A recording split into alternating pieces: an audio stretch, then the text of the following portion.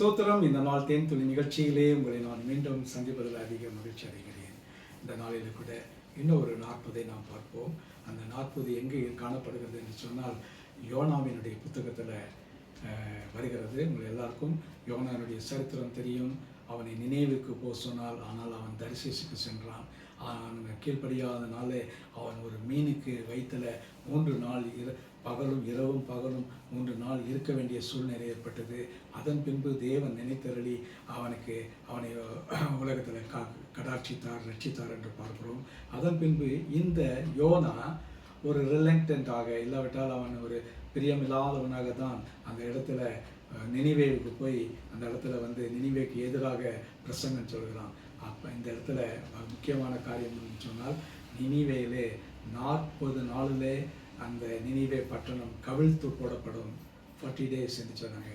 அந்த நாளிலே அந்த நினிவே அழிக்கப்பட்டு விடும் என்று ஒரு பெரிய ஒரு பிரசங்கத்தை அந்த சொன்னான்.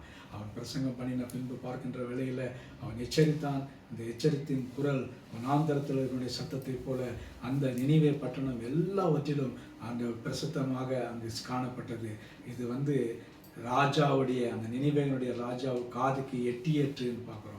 அதன் பின் நடந்த காரியம், ராஜா அவன் ஒரு கட்டளை கொடுக்கிறான். இந்த தேசத்தில் இருக்கிறதான எல்லா மக்களும், ஆடு மாடுகள், மிருகங்கள், ஜீவன்கள் எல்லாம் ஒருத்தர் கூட இல்லாமல் எல்லாரும் உபவாசம் பண்ண வேண்டும், ஜெபிக்க வேண்டும், ரெட்டொடுத்த வேண்டும், தங்களை தாழ்த்த வேண்டும், உரத்த சத்தமாய் தேவனை நோக்கி கூப்பிட வேண்டும்.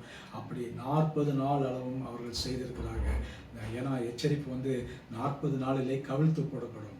அந்த 40 நாளுக்காக அவர்கள் காத்து கொண்டிருக்கிற வேளையில் ஆண்டவர் அவர்களை நினைத்தருளினார் என்று பார்க்கிறோம். அந்த ராஜா சொல்கிறார், ஒருவேளை தேவன் நமக்காக இறங்கி மனஸ்தாபப்பட்டு வரக்கூடியதான தீங்கை நீக்கி போடுவார் என்று அந்த இடத்துல அவர் ராஜா நினைத்து கட்டளை கொடுக்கிறார். பாருங்கள், உலகத்தை அந்த பட்டணம் முழுவதிலும் அஞ்சற்காரர்கள் போய் எல்லாருக்கும் எச்சரிப்பை கொடுத்து ஒருத்தரும் புசிக்கவில்லை.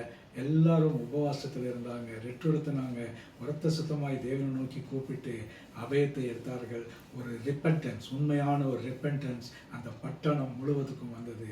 என்று சொன்னால் 40 நாளிலே நினிவே கவிழ்த்து போடப்படும் என்று சொன்னதை பார்த்து அவர்கள் மனது இறங்கினதினாலே, தேவன் இறங்கினதினாலே, அவர்கள் மனஸ்தாபப்பட்டதனால கர்த்தர் அவர்களுக்கு வர இருந்ததான தீங்கை நீக்கி போட்டார் என்று பார்க்கிறோம்.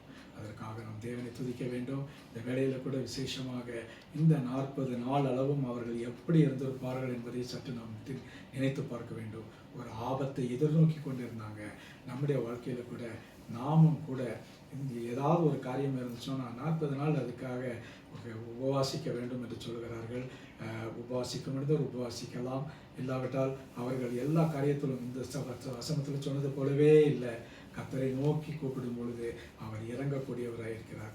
இரவும் பகலும் தம்மை நோக்கி கூப்பிடுகிற மக்களுக்கு அவர் இறங்குவராக இருக்கிறார். இந்த 40 நாள் அளவும் அவர்கள் செய்கின்ற வேளையில் ஒரு பெரிய விடுதலையை கட்டளையிடுவார். நமக்கும் தேவன் நம்முடைய வியாதிகளோ, வருத்தங்களோ, பிரச்சனைகளோ, பிள்ளை இல்லையோ, திருமணமாகவில்லை, எதுவாக இருந்தாலும் கர்த்தர் நம்மை நினைத்து நம் மனஸ்தாபப்பட்டு ஒரு பாவத்தை எல்லாம் அறிக்கை செய்து ஆண்டவருடைய பாதத்தில் வருகின்ற வேளையில் நிச்சயமாக விடுதலை கொடுப்பார்.